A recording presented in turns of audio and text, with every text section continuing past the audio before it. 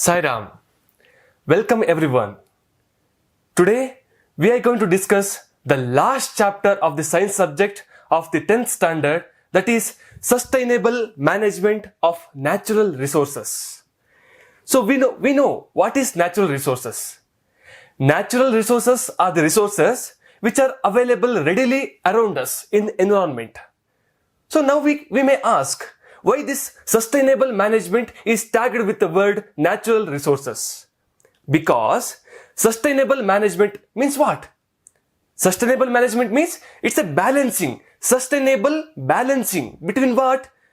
The rate of consumption of natural resources by human beings and the amount of natural resources available in this nature. That's all. So we know now what is natural resources and what is sustainable management of natural resources. Why this sustainable management is related with, how it is related with natural resource now? Why they are tagging with that word? Because the word management, when management comes, when there is no proper interaction, no proper usage from the human beings of these natural resources. So we are going to look into that topic very deeply in this chapter. So one more important thing I want to tell, that this particular chapter which comes at the last of this science subject, because all these times from 6th to 10th standard, whatever we have learned is different from this particular chapter, because this particular chapter deals mainly with the practical application of the science subject in our day-to-day life. So all these times in this maybe 10th standard only, it may be physics, it may be chemistry, or it may be biology. This particular chapter does not focus on the main part, means which we are going to do specialization in PUC or in degree. This is not mainly focusing on the examination point of view. It is only focusing on the day-to-day application of the science subject in our living existence. So we'll look into next slide. That is basics, introduction for this chapter. So we already learned what is natural resources. So natural resources are the resources available readily in the nature. So we can give the examples very easily. That is air, it may be water, it may be forest, it may be anything, etc.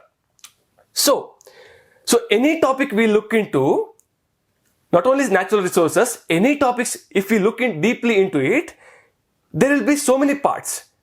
Either it may be importance of that, or it may be types of that, or it may be benefits of that, or anything it may be. So likewise, in the same way, for this topic too, there are two types of natural resources. What are they?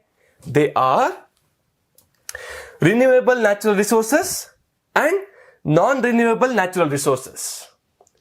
We might have heard these words in our previous classes, but we'll go deep into it now. So what are renewable natural resources? So here it comes. Renewable natural resources are the natural resources which can be replenished, which can be reproduced in a very short period of time. That means we can give the examples now, because we already know what are the examples for natural resources. So now what we have to do, we are going to segregate into two parts according to their definition. So we now look into the definitions of these two types. So first one is renewable natural resources. So now we know natural resources which can be replenished, which can be reproduced in a very short period of time. So examples we can know now. What are they? Examples are air, water, sunlight, forest, etc.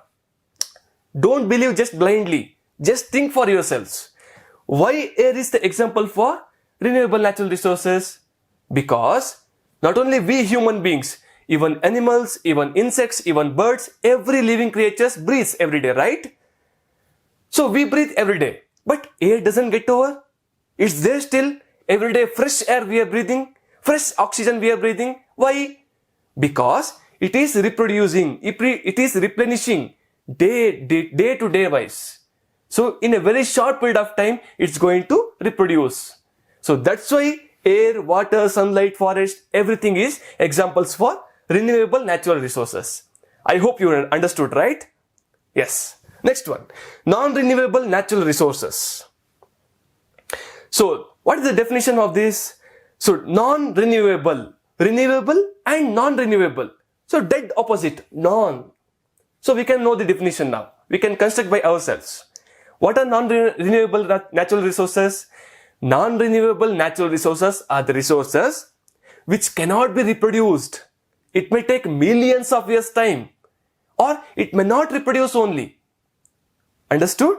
So examples, minerals like coal, petroleum, natural gas, metals, etc. etc. because they take millions of years of time to form again, or it may not reproduce only. So now what and all things we know? Can we revise once? Yes. First one, introduction. What are natural resources? Definitions we know. Why this chapter is named as Sustainable Management of Natural Resources we know now. Because it is balancing between the amount of consumption of natural resources by human beings and the amount of natural resources present in the environment. That's why that is called sustainable management. So that thing we know. So definition of natural resources we know. Examples for natural resources we know. And types of natural resources we know. And definitions of both types and examples too. Okay? Yes. Next slide. So human activities produce a lot of waste materials which are thrown away into the environment.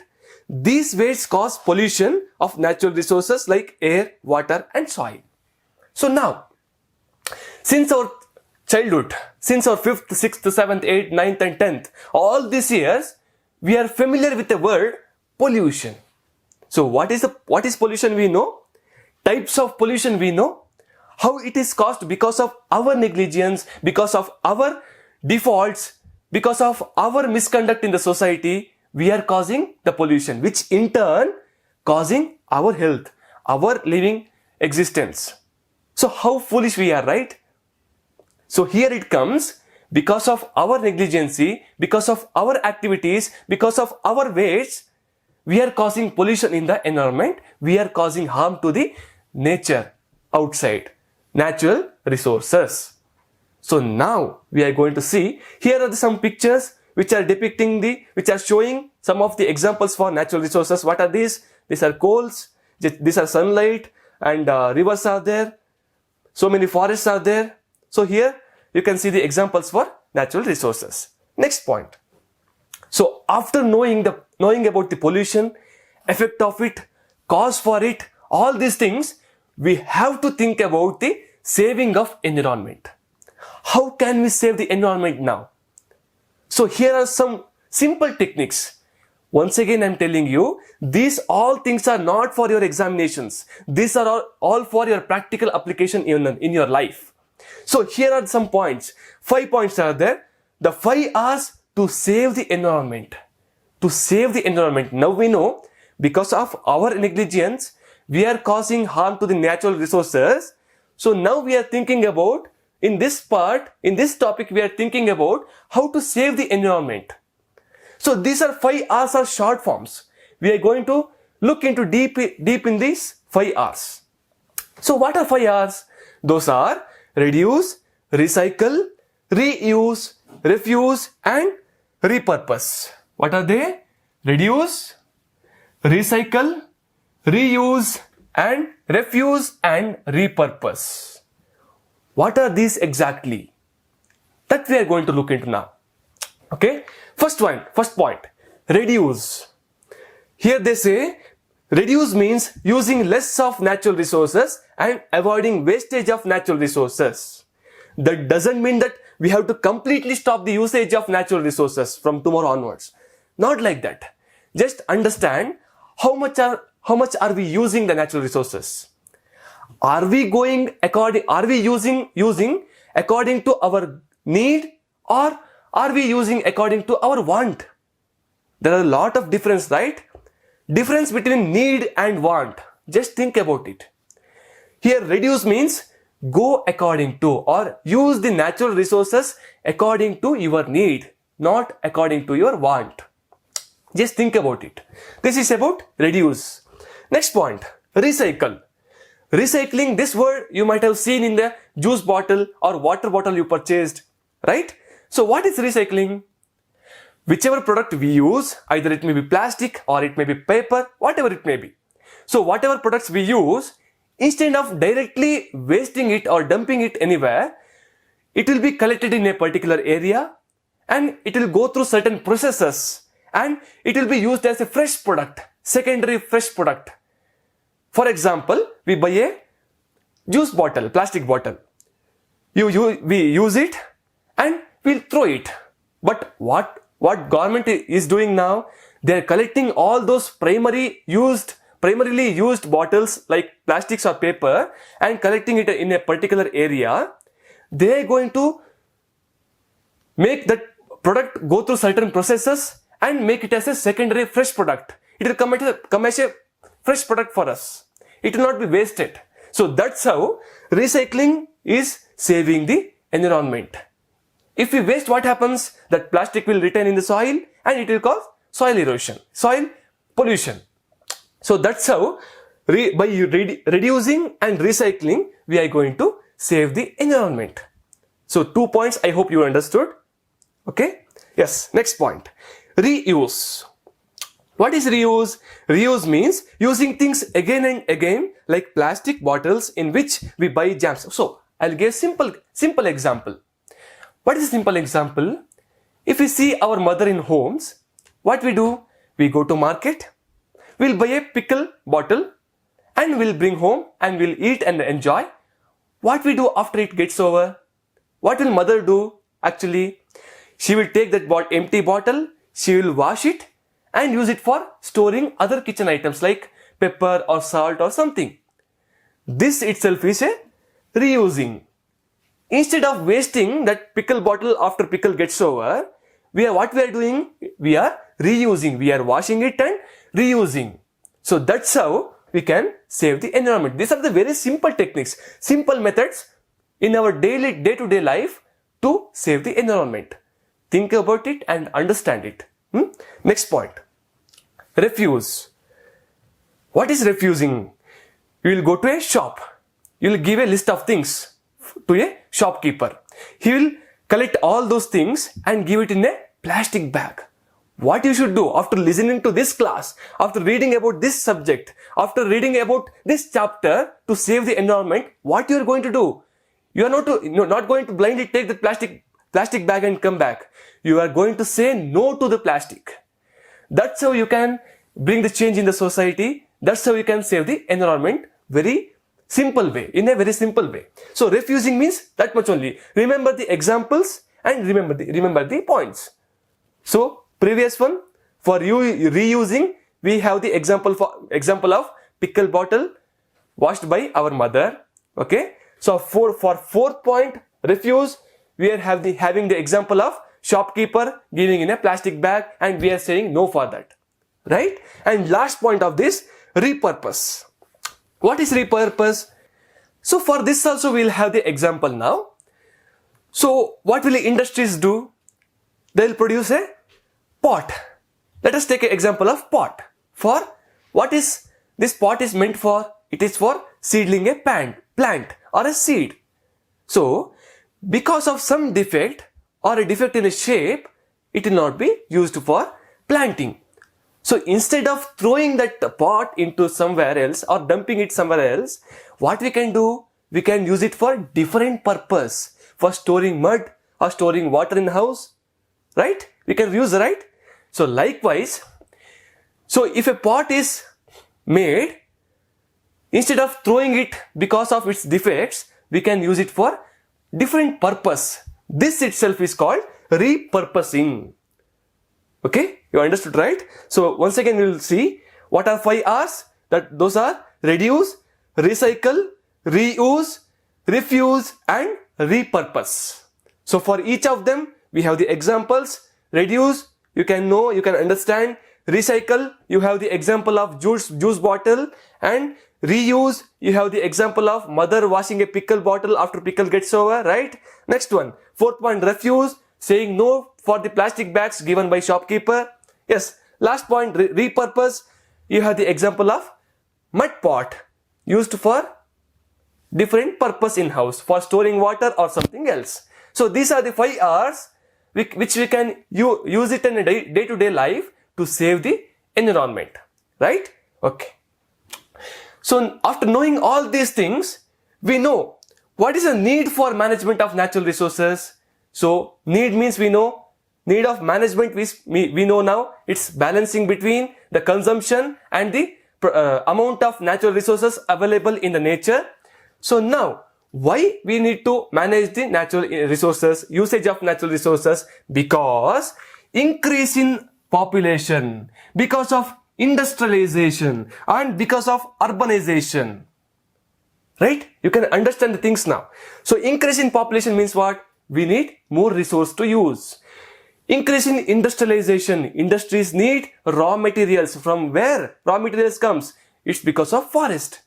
Yes, urbanization, increase in urbanization, increase in industrialization, increase in population makes our natural resources very demandable. So because of that, we have to manage the usage of natural resources. Okay, next point. The purpose of management of natural resources consists of, generally we can say, but here are the 2-3 points which are mainly focusing on the purpose why we are managing the usage of natural resources. That is because judicious use of natural resources and avoiding wastage of natural resources. We just now discussed, we are simply using natural resources as we want, not as we need, right? So for limitations, to avoid wastage of natural resources, we have to manage the natural resources. Okay? Next one, the long-term planning for the use of natural resources so that it lasts not only for present generation but also for future generation. This point we have to think deeply, because what happens, the way we are using now the natural resources, it may not last for even 10 years. Forget about future generation. It may not last, for example, petrol or other natural resources, it may not last for 10 more years. So that's how we have to think about future generations also. They also get to use these natural resources, right? Okay. So next one, while extracting and using natural resources, we should also plan for the safe disposal of waste so that no damage is caused to the environment. While extracting or during processing these natural resources, lot of wastage will come. For those wastage disposal, we have to look deeply into it. We have to carefully dispose that, because what happens, simply if we dispose means the natural resources will get damaged or get harmed. So these are the few purposes why we have to manage the usage of natural resources. You understood, right? Yes. Next point. So now, in this chapter, as I told earlier in the beginning itself, we are going to look into the balancing of the usage. Balancing between the sustainable management, between what? The consumption of natural resources by human beings and the amount of natural resources present in the nature, right? So now what we are going to do, petal by petal, we are going deep into it. Topic by topic. So we saw the examples for natural resources, right? So forests and water and air, all these are examples, right? So now, taking a single topic by topic, single example by example, what we are going to do now, we are seeing the helpfulness of those examples for our existence, and we are going to look into the how we are actually harming it and how we are going to conserve it. These things we are going to look deep into it, single example by example. Okay, first example is forests. So any topic you take, not only about these natural resources, leave about it. So one saying is there, if you want to concentrate or if you want to develop interest in any one topic, you have to think or you have to know about its importance first.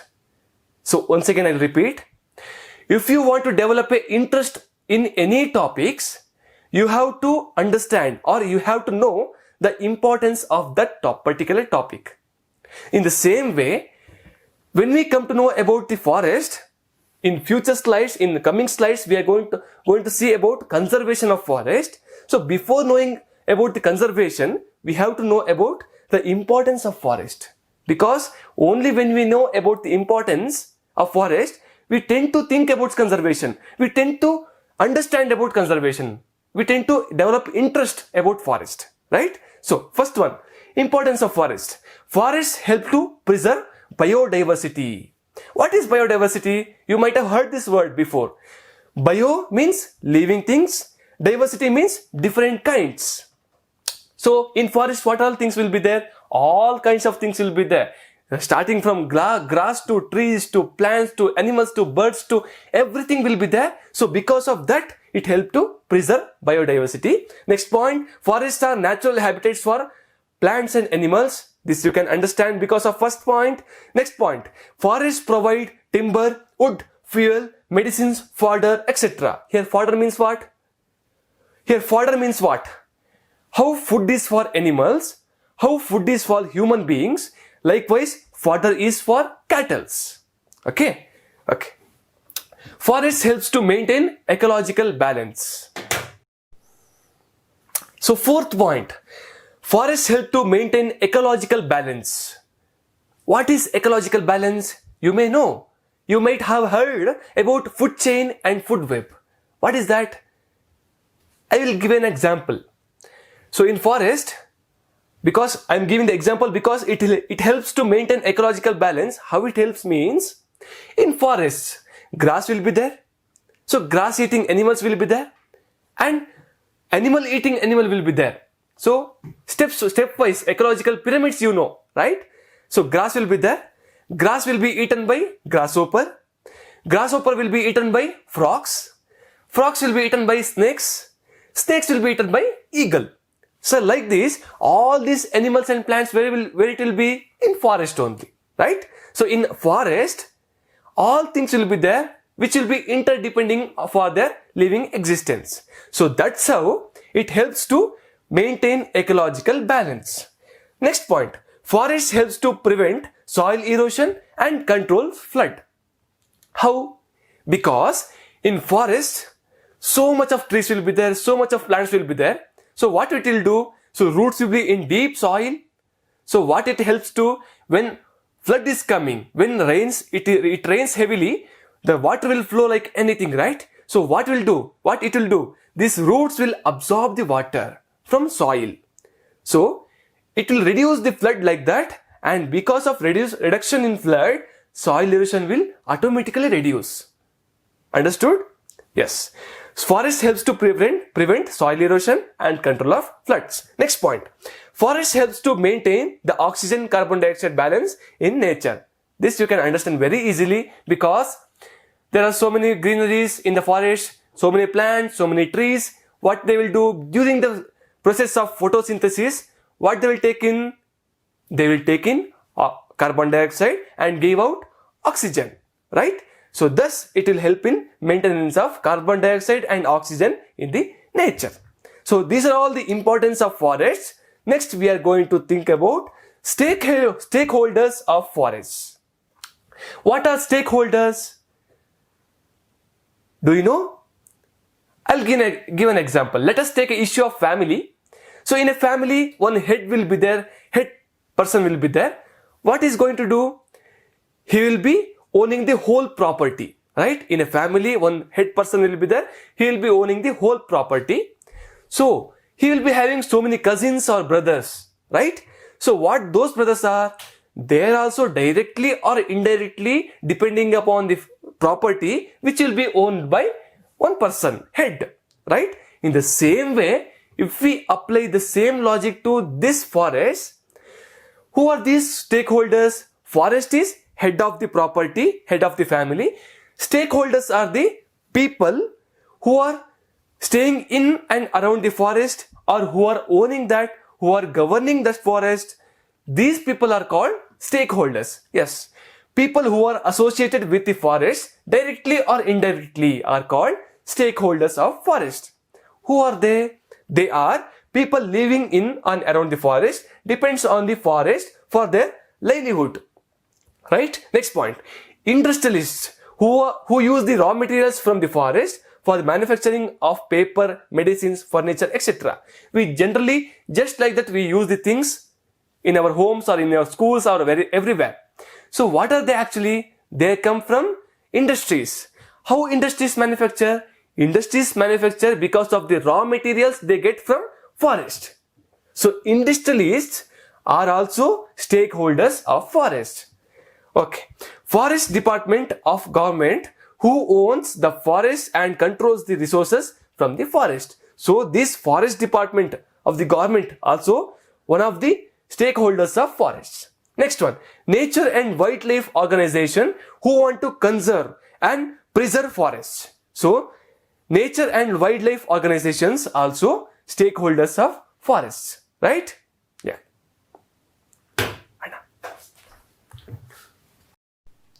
So next topic, that is conservation of forest.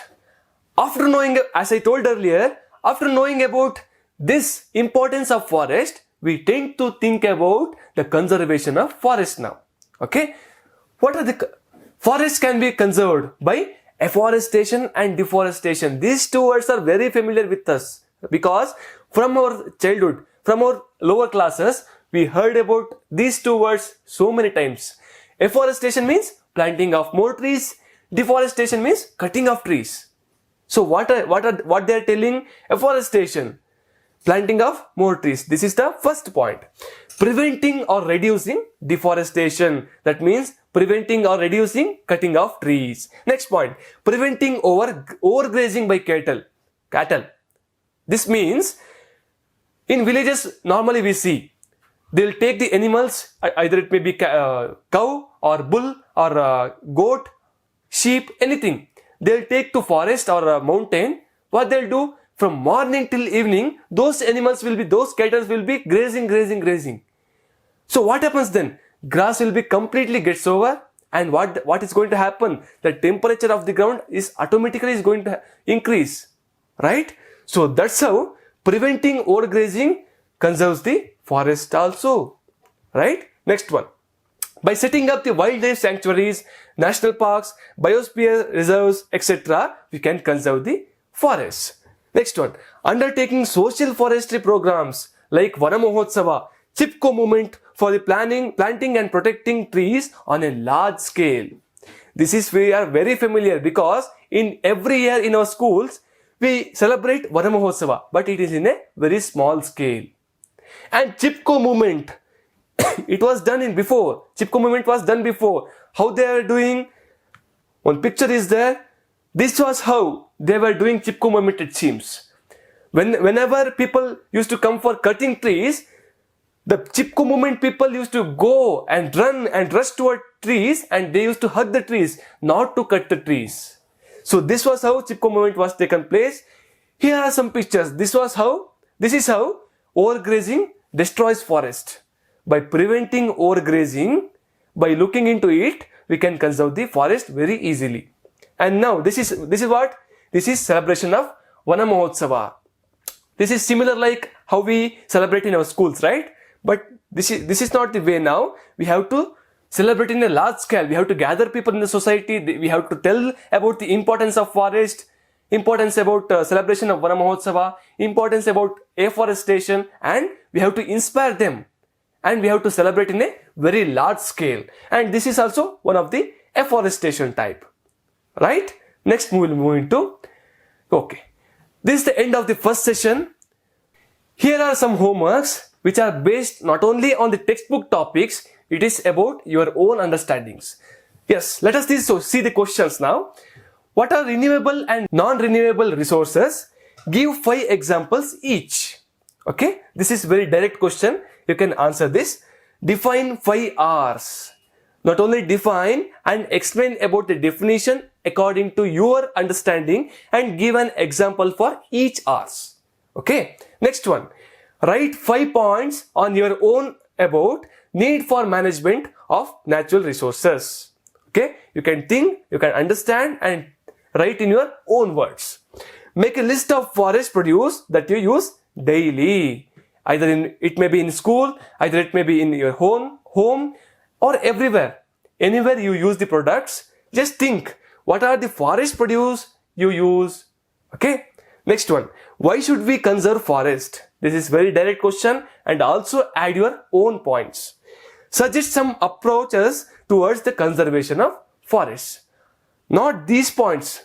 By leaving these points, whatever comes to your mind, whatever your mind thinks, see around, think about the nature, see each and every particle in the nature around, think about each part of the natural resources, think about it, think about its importance, think about how to conserve it, and write those points which comes to your mind after thinking these things. Okay? These are about your homeworks. So this is the end of first session. We'll meet in the second session, and this first session, as I told earlier, once again I'm telling you, this is not only for your examination, this is also for your day-to-day application of science in your life. Okay? Thank you. Sai Ram.